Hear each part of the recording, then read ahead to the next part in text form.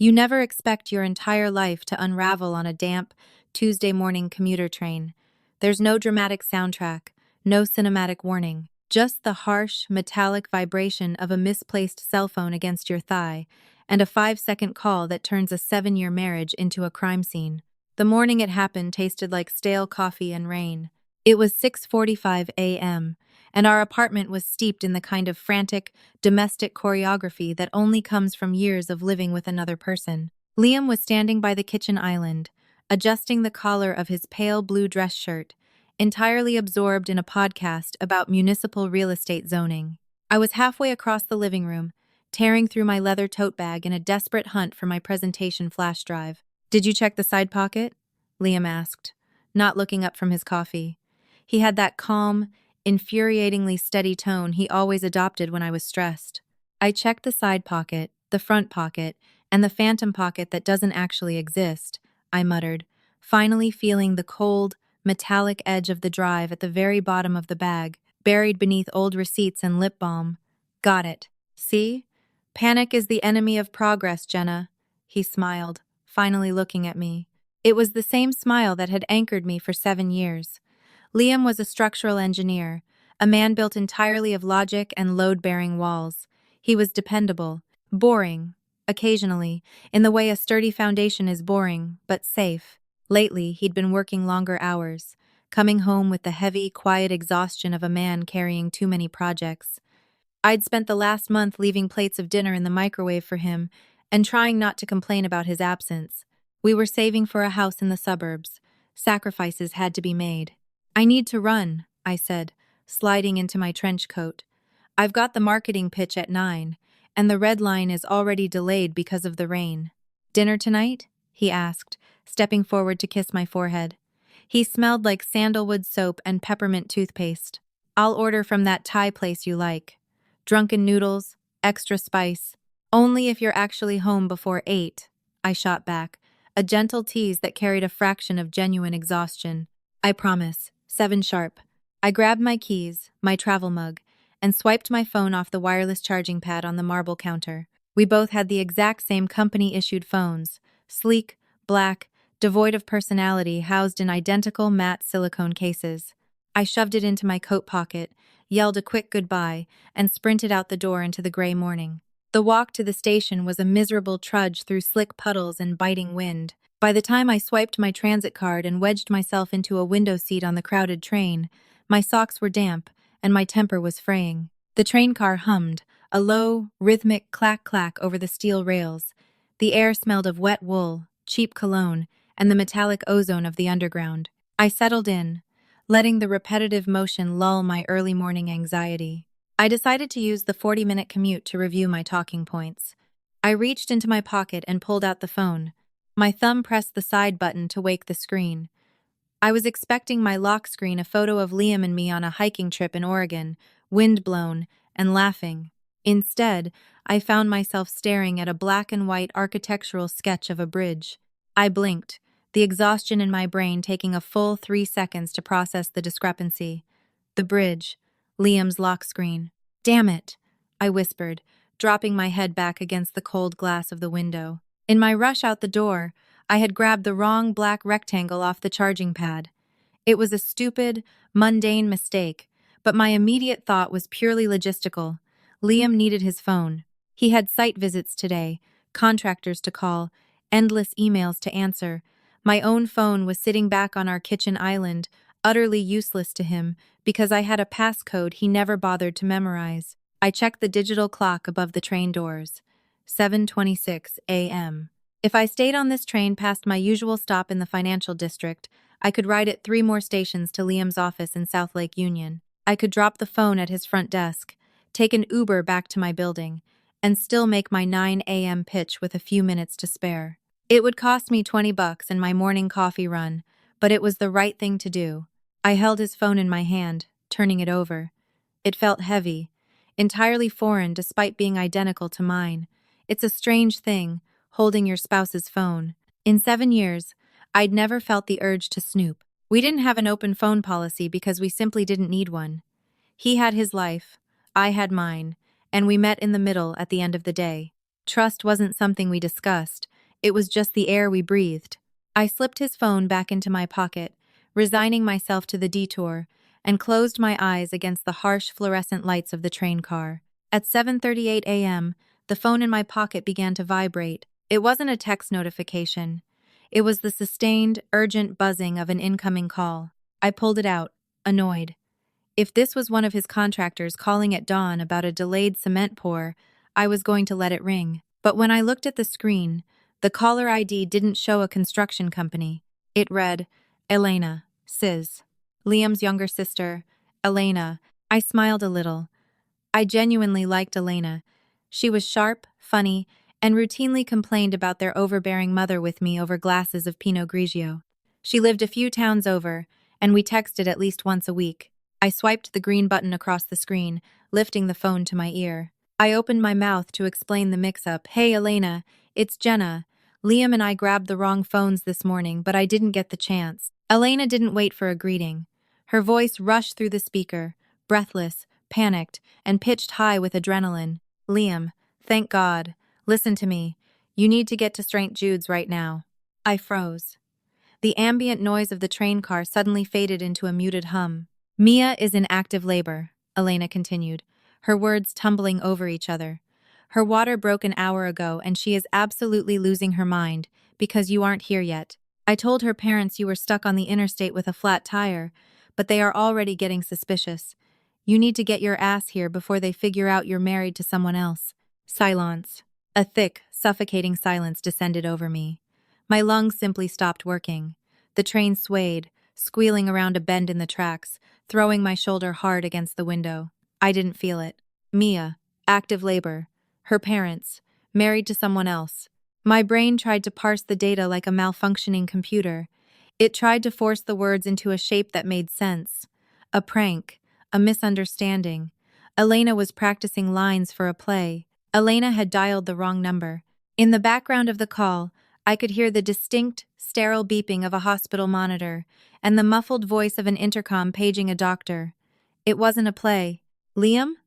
Elena snapped, her voice frantic. Are you there? Tell me you're getting in the car. My mouth went dry, tasting like old pennies. I forced my jaw to open. Elena, I said. My voice didn't sound like mine. It was hollow, scraped clean of any emotion, just a flat, dead sound. On the other end of the line, the sharp intake of breath was so loud it distorted the speaker. Jenna? Elena whispered. The panic in her voice was instantly replaced by a stark, terrifying dread. Oh my God. Click. The line went dead. I slowly lowered the phone to my lap. My hands were shaking, not with violent tremors, but with a rapid, high-frequency vibration that I couldn't control. A cold sweat broke out across my neck, beneath the wool of my coat. I looked around the train car. The man across from me was scrolling through his email. A teenager was sleeping against the pole. The world hadn't stopped. The train was still moving toward the city, carrying commuters to their normal, predictable lives, while my entire reality evaporated into thin air. I stared at the black screen of Liam's phone. It had locked itself again. The architectural sketch of the bridge stared back at me. He's an architect, I thought, a hysterical, detached logic bubbling up in my mind. He knows how to compartmentalize, how to build walls. My thumb hovered over the glass. I needed the passcode. I knew he used the same code for his ATM and his iPad. It was my birthday and his birth month. 141088. I punched the numbers in. The little white circles filled, shook, and cleared. Incorrect passcode. I stared at it. He had changed it. When did he change it? I took a shaky breath, trying to corral the roaring in my ears. I thought about the dates that mattered to him. His mother's birthday, his college graduation. Then, my fingers moved before my brain fully caught up. I typed in yesterday's date, but a year prior, 110524. Nothing. What about Mia? Who the hell was Mia? I tried the date we closed on our old condo. Nothing. Then, a sickening thought crept in. Elena said her parents don't know he's married. I typed in Elena's birth date, 041292. The phone unlocked. He had changed his passcode to his sister's birthday. The sister who was currently sitting in a maternity ward, covering for him. I opened his text messages. My hands were perfectly steady now. The initial shock had crystallized into something hard and cold in my chest. I clicked on Elena's thread. There were no cute recipes or complaints about their mother here. Elena, yesterday, 4:15 p.m. Did you move the money for the rent? Mia is asking. Liam, yesterday, 4:20 p. Yeah, I transferred the 3K. Told Jenna the roof of the condo complex needed an emergency assessment fee. She didn't ask twice. I read the words, but I couldn't feel them. It was like reading a forensic report of my own murder. I swiped out of the texts and went to his email. He had two accounts linked, his work email and a Gmail account I had never seen before, l.harrison.oakpark@gmail.com. I opened the inbox. It wasn't just a few rogue messages. It was a meticulously organized archive of a second existence.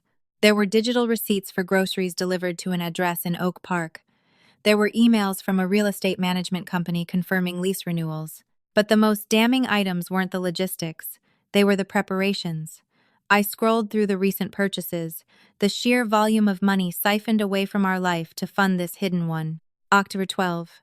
Transfer to Oak Park Realty Management, $3,500. NAV 05, Street Jude's Medical Center, copay, $1,200. November 28. Bye Bye Baby Online, Snoo Smart Sleeper, $1,695. $1,600. Last week, he told me we couldn't afford to upgrade our flights to visit my parents for Christmas because the savings account was tight.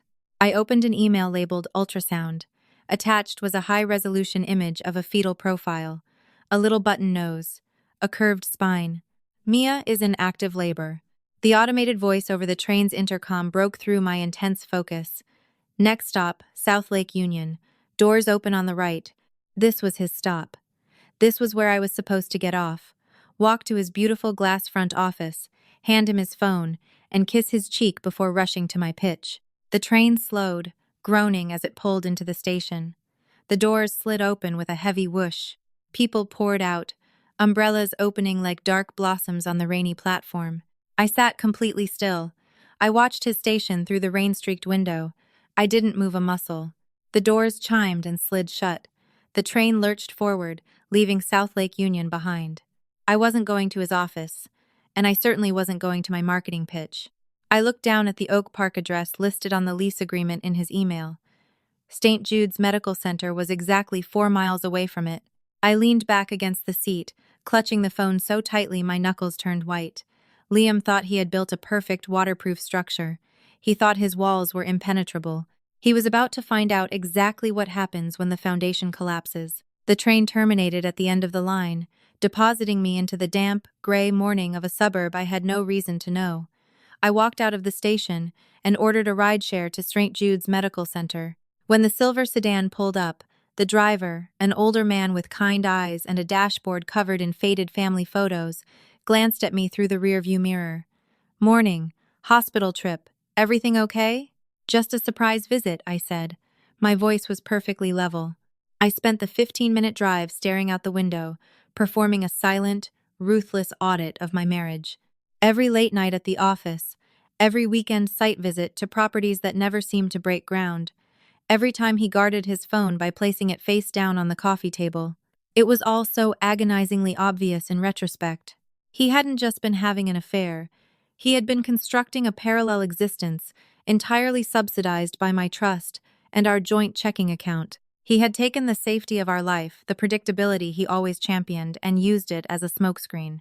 The car rolled to a stop beneath the concrete overhang of Street Jude's main entrance. I thanked the driver, tipped him out of habit, and walked through the sliding glass doors. The hospital smelled like industrial bleach and weak coffee. It was an ordinary Tuesday morning in here, too. Nurses in blue scrubs hurried past with clipboards. An orderly pushed an empty wheelchair toward the elevators. I checked the digital directory mounted on the lobby wall. Labor and delivery. 4th floor. I pressed the elevator button. I didn't feel like a woman whose husband was currently welcoming a child with another woman. I felt like an auditor arriving at a fraudulent company. The initial, suffocating shock had completely burned off, leaving behind a sterile, razor-sharp clarity. The elevator doors parted on the fourth floor with a soft chime. The walls here were painted a warm, nauseating peach, decorated with framed watercolors of baby animals. I followed the signs pointing toward the family waiting area. I didn't have to look hard. There were only 3 people in the waiting room. An older couple sat on a vinyl love seat. The man was holding a cellophane-wrapped gift basket filled with newborn essentials, his knee bouncing with nervous energy. The woman beside him was scrolling through a tablet, her face tight with anticipation. They looked normal. They looked like parents waiting for their first grandchild. And pacing the length of the room, chewing aggressively on the thumbnail of her right hand, was Elena. She wore a bulky green cardigan and yoga pants, her phone clutched in her other hand. Every few seconds, she would tap the screen, stare at it, and shove it into her pocket, only to pull it out again. She was waiting for Liam. She was waiting for the brother she had just unknowingly betrayed to his wife. I stood in the doorway for a long moment, simply watching her. Then, I walked in. My heels clicked against the linoleum, a rhythmic, purposeful sound. Elena pivoted at the noise, expecting a nurse or, more likely, Liam. When her eyes locked onto mine, the physical reaction was instantaneous. All the color drained from her face, leaving her looking sickly and gray. Her jaw went slack, and the phone slipped from her fingers, clattering loudly against the hard floor. The older couple looked up at the sharp noise. "Oh dear, you dropped it," the older woman said politely, pointing at the floor. Elena didn't look at the woman. She didn't look at the phone. She stayed frozen, her eyes wide, staring at me as if I had just crawled out of a grave. "Hello, Elena," I said. My voice was quiet, conversational. I walked over and stopped 2 feet in front of her. "Jenna," she choked out. It was barely a whisper. Her throat bobbed as she swallowed hard. "Jenna, what are you? How did you—" "Liam took my phone by mistake this morning," I said smoothly, reaching into my trench coat and pulling out his identical black device. I held it up between us. "You have terrible timing." Tears immediately welled in Elena's eyes. Her hands started to shake. "Jenna, please, let's go in the hall. Please, let's just go to the cafeteria." "Why would we do that?" I asked, raising an eyebrow. I didn't move an inch. I want to be here to celebrate. After all, I helped pay for the snoo sleeper. Elena pressed a hand over her mouth, a stifled, pathetic sob escaping her. "Excuse me?" The older man spoke up, his brow furrowing in confusion. He set the gift basket on the floor and stood up. "Are you a friend of Liam and Mia's?" "I don't think we've met." I turned to him and offered a polite, practiced smile. "Not exactly a friend, no." Before I could introduce myself, the heavy double doors leading to the stairwell burst open. Liam stumbled into the waiting room. He was breathing heavily, his tie loosened, the top button of his blue dress shirt undone. His raincoat was soaked, dripping water onto the pristine hospital floor. He looked wildly around the room, absolute panic radiating from him. In his right hand, he held my phone. He hadn't been able to call anyone. He had just run. His eyes found Elena first. She was crying openly now, shaking her head at him in a silent, desperate warning. Then, his gaze shifted to Mia's parents, who were staring at him with a mixture of relief and confusion. Finally, he looked at me. If Elena had looked like she'd seen a ghost, Liam looked like a man standing on the gallows, watching the lever get pulled. He stopped walking entirely. The frantic energy completely abandoned his body, replaced by a rigid, paralyzing stillness. "Liam?" Mia's mother asked, standing up. "Honey, you're soaked. Where have you been? Mia has been asking for you for an hour. She's so scared." Liam didn't answer her. He couldn't. His eyes were locked on mine, his chest heaving. "Hi, Liam," I said. I kept my voice at a perfectly reasonable volume. "Jenna," he rasped. It sounded like it hurt to speak. He took a hesitant half-step toward me, his hand instinctively reaching out. "Jenna, what are you doing here?" "Dropping off your phone," I said. I took 2 steps forward, closing the distance between us. He flinched slightly, perhaps expecting me to slap him or scream, but I just held out his black silicone-cased phone. He didn't take it. He just stared at it, and then down at my identical phone in his own hand. "Take it, Liam," I said, my tone flattening into a command. Trembling, he reached out and swapped the phones. As his fingers brushed mine, they were ice cold. "Who is this, Liam?" Mia's father demanded, stepping forward, his protective instincts clearly triggered by the bizarre, tense dynamic unfolding in front of him. And why is she handing you a phone? Liam opened his mouth, but only a dry, clicking sound came out. He looked at Mia's parents, then at Elena, and then back at me, silently begging me with his eyes, pleading with me to walk away, to let him handle the implosion on his own terms. But he didn't get to manage this project. I turned my attention entirely to the older couple. "My name is Jenna Harrison," I said clearly, making sure every syllable landed in the quiet room. "I'm Liam's wife. We've been married for 7 years. We live in a 2-bedroom apartment downtown, which is apparently where he sleeps when he tells your daughter he's out of town on business." The silence that followed was absolute. It was a heavy, physical thing, pressing the air out of the room. Mia's mother let out a sharp, involuntary gasp, her hand flying to her chest. Her father's face immediately darkened, a deep red flush creeping up his neck. "What?" the older man barked, whipping his head toward Liam. "Liam, what the hell is she talking about? Tell me this is a joke." Liam just stood there, his shoulders slumped, staring at the floor. The silence was his confession. "He can't tell you that," I continued, my voice steady and completely devoid of pity. "Because I've spent the last 40 minutes reading through the Gmail account he keeps hidden on his phone. The one registered to the Oak Park address. I know about the rent transfers. I know about the $3,000 he pulled from our joint savings account yesterday to pay for it." "Liam!" Mia's father bellowed, taking a menacing step toward him. "Look at me! Is this true? Are you married?"